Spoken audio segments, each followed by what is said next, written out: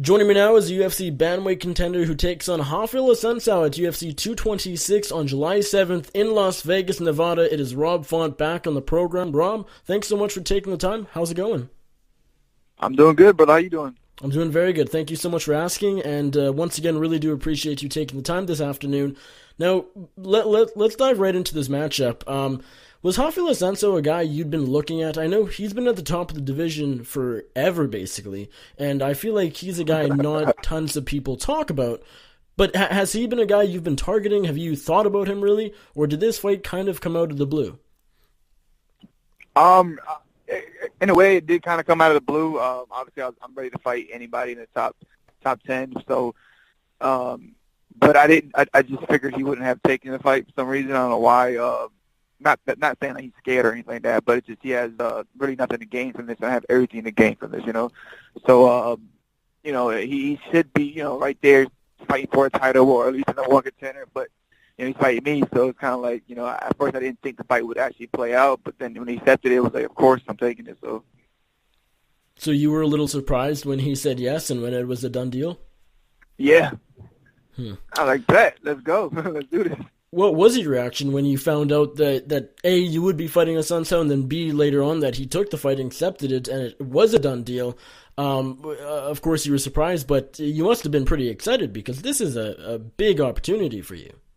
Yeah, no, exactly. So actually, I was driving down to Brooklyn for Calvin and Joe for the last card. I was in Brooklyn for their fights, and we got an email from Sean Shelby asking if he wanted to fight, and obviously we accepted it right away. And then it was just like, all right, we're just waiting on his response. And they're like, perfect. So like at first I was like I was kind of like, man, I don't know if he's gonna take it. Like, why would he take it? I'm only ranked 12. He has really nothing to gain by beating me. He's still gonna be ranked third. He's still gonna be waiting for a title shot and all that. So, but obviously I knew he would, but there was a little bit of me thinking he wouldn't. But he took it, and then we're fighting. Skill for skill, and just, again, the fact that he is the number 3 guy in the division and has been in the top 5 for quite a while. Is this your biggest test, or at the very least your biggest fight to date? Yeah, I would say so. He's definitely the most experienced I've fought so far.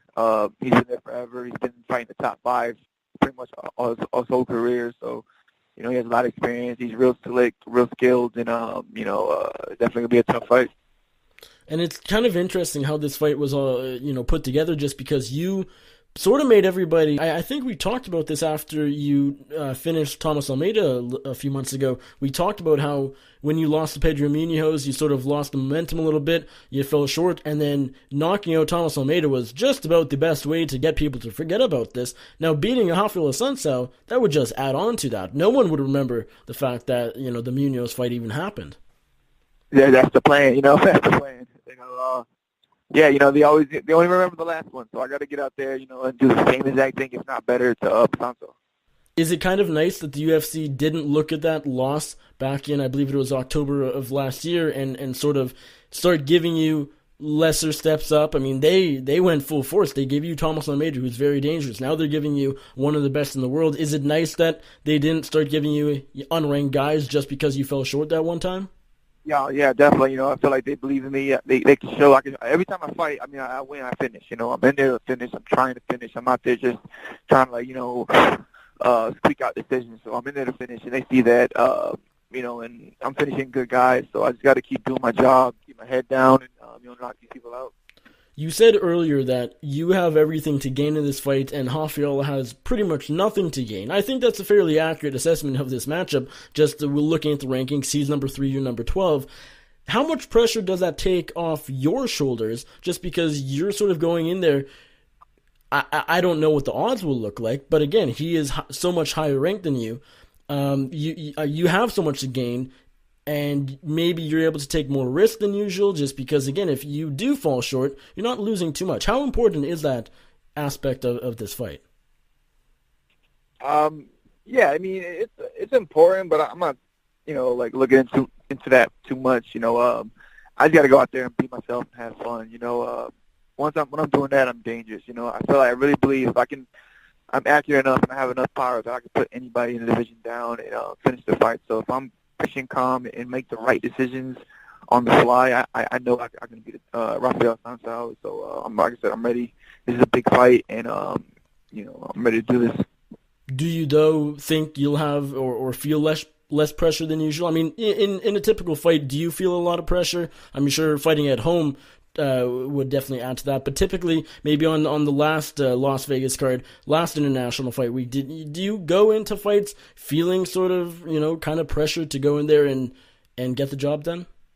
Yeah, I mean, I really, the more the pressure I put on myself, I want to, obviously look better than my last outing. So the pressure for me is, I got to make sure I'm up there. I'm getting hit a little less. I'm catching the shots. I'm looking for the shots. I'm catching them earlier. I'm getting to that groove. I'm getting into that, that flow state a lot faster than, the last time. So I'm just trying to constantly improve. And so that's the only pressure I kind of really feel. The rest is kind of like it's whatever. I don't really pay too much attention to that.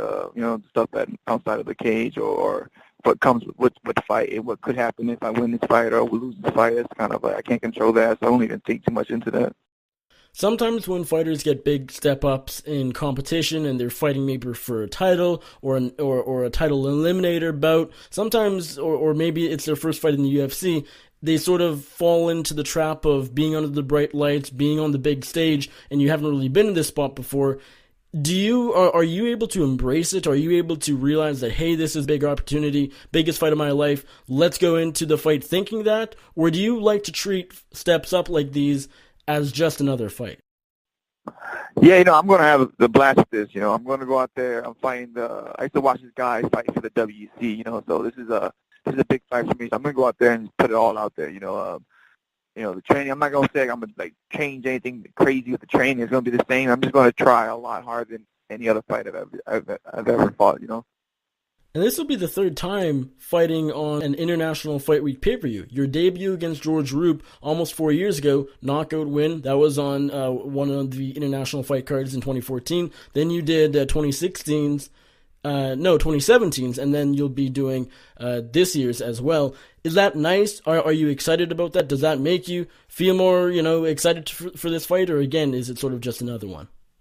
No, hell yeah, I love International Fight Week. I bonus both those times. I love Vegas. I love the whole week there. I love the whole 4th of July, all that.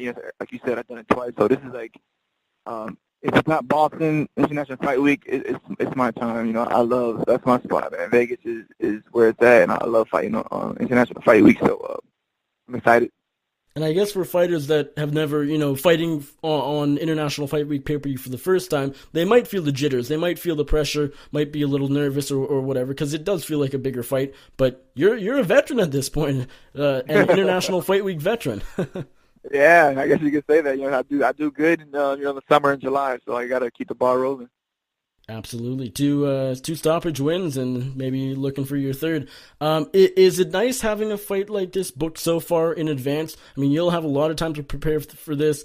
I guess now, what are we at, mid-April? So we're, a little less than 3 months out. Do you like knowing about fights this far out, or is it almost get to the point where come fight night, you'll be, so ready to go because you've known about it for so long? Yeah, this is like obviously a perfect scenario. Got a big fight. Got enough time to know about it, train right.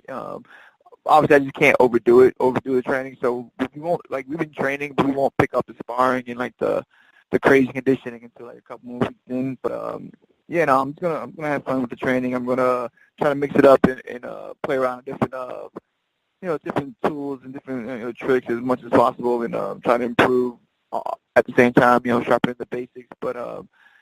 I'll probably try to break it up a little bit and go somewhere else and train for a week or two mid camp, do 3-4 weeks here, then go somewhere for a couple of days and then come back and do the rest. But I'm excited, man. It's gonna be long, but it's gonna be fun. Any idea where that somewhere may be? We're talking about maybe the PI, or somewhere in Vegas, or maybe somewhere in Florida. I'm not 100% sure, but. We'll figure that out, but I definitely think I'm going to go somewhere and train, cross-train with a good group of guys somewhere. Nice. So no ideas as to who you'd like to train with. It just comes down to which gym you pick. I mean, Florida and Vegas can't get much better. You have ATT, you have Hard Knocks with Henry Hooft. I mean, in Vegas, you have Syndicate, you have Extreme Couture, of course, the PI, as you mentioned. A lot of good options. Exactly. So I should know within the next week or two of exactly where I'm going, but I'm definitely looking forward to it. Will you bring anyone from Boston with you, or will you just sort of go it yourself and train with their coaches for as long as you stay? Yeah, I'll probably link up with like Kyle Bosniak and Calvin Cater, like those guys, and head out that way. But we'll get a nice group together. Very cool. You were, of course, born in Massachusetts. I got to ask you, are you a Boston Bruins guy with the NHL playoffs going on right now? Are you a Bruins fan? A little bit? I'm a little bit. I respect teams that, are constantly grinding and trying to win. Boston's a city of champions, so, we're constantly trying to, go for that W and all that. But, I'm a little Bruins fan. I've been to a couple games, but I'm not like a huge hockey fan, so. I guess that'd be Charles Rosa. Rosa's the hockey guy. or Greg Rubello, of course, who you know very well. But you the talk Bruins, hockey with him all day. Yes, no kidding. I have before, and I'm sure I will again. Game 7 tonight, Toronto Maple Leafs. Do you think Boston gets it done? By the time people listen to this, the game will be over most likely. So this is do or die for you. Look like a fool or look like a genius. It's 2-1 right now. No, it's 3-3. Say again. 3-3. Bruins and Toronto are tied. Game 7 tonight. But the score is 2-1 right now. The score, the game hasn't started. The game's tonight.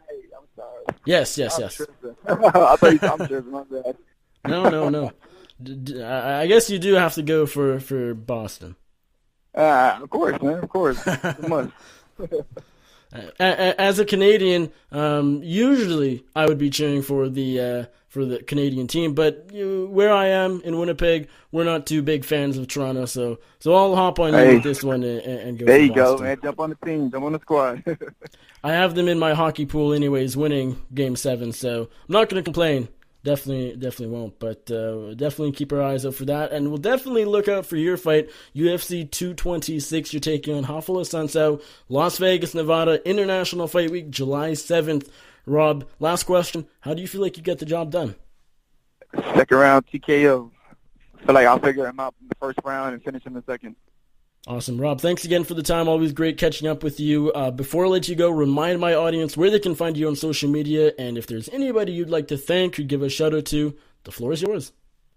Yeah, man. Obviously, thank you for having me on. I appreciate that. If you want to follow me on Instagram at Rob Font, Twitter at Rob S. Font, and Facebook at Rob Font. And I just want to give a huge shout-out to all my teammates, coaches, and again, thank you for having me on.